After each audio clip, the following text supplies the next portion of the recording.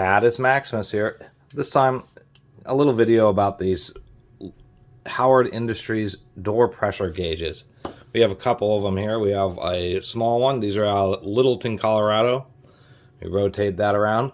Small company with a little hole in the wall website that looks like it was made in the 1990s.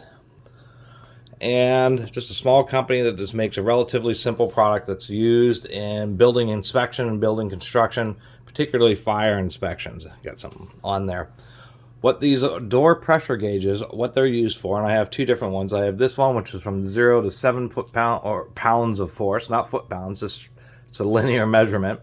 Then we have this one, which goes from 2 to 16 or 2 to 14 kilograms, 15 kilograms of force, or from 0 to about 35 maximum kilograms of force. They have a little O-ring. What this does is this, if you can slide it down, this one you put on the pressure, it just shows you how far it went up.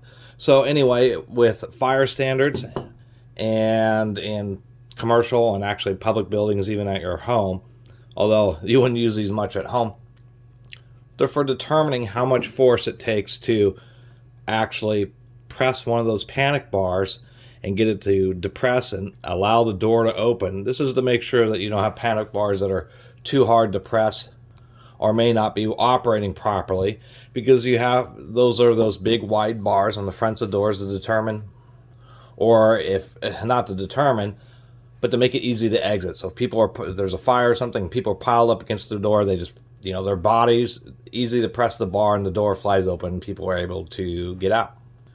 Also, for people with disabilities, to make sure it's easy enough for them to press on and be able to open the door.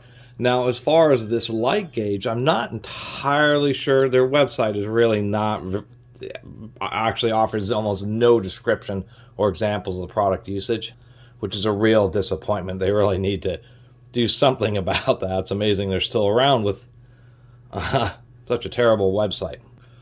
But I assume this one would be something more along the lines maybe of those determining how much force it takes to actually get a door to latch. But I'll do a little example here. Here's my disgusting old microwave. And if I use this gauge, we would be able to determine that it takes, come on now, I hate this camera sometimes, about a little less than 5 pounds of force. And if we do that again here with the larger gauge,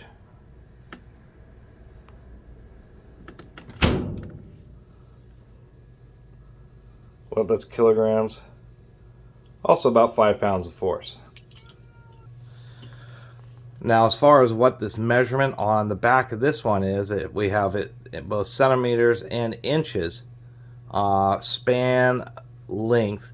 I'm not entirely sure what this is used for. There's another second, and I tried looking it up, and it's actually, these types of gauges are pretty obscure.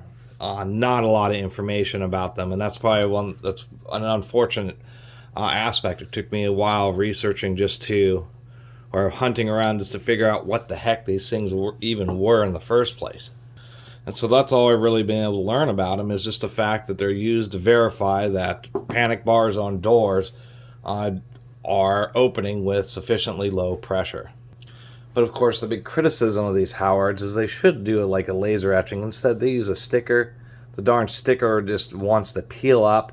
And once that peels up, you don't really have any idea about the amount of force. Really, what you would want to do when you get one of these is, put some scratches in the shank so you could at least have some markings after the tape wears off. And that's probably the biggest detractor about these, is the fact that they are using tape. You can, as this one has already gotten nicked, these aren't the kind of thing that you keep in toolboxes. As you can see, they have pocket clips, so that's why they're really more for building inspectors to go around and make sure each door is latching with the appropriate amount of force and make sure each panic bar is opening with the appropriate amount of force.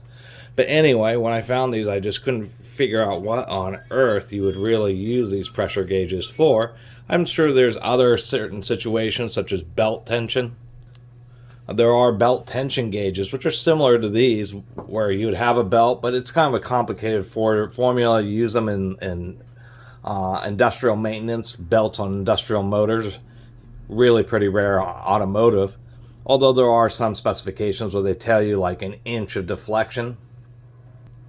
On an industrial motor, you might have a 1/2 inch V-belt. That V-belt would have 24 inches between the centers of the pulleys. And then you would use something like this, where if the belt was at the proper tension, then it would deflect 1 inch when you put like 10 pounds of force on it.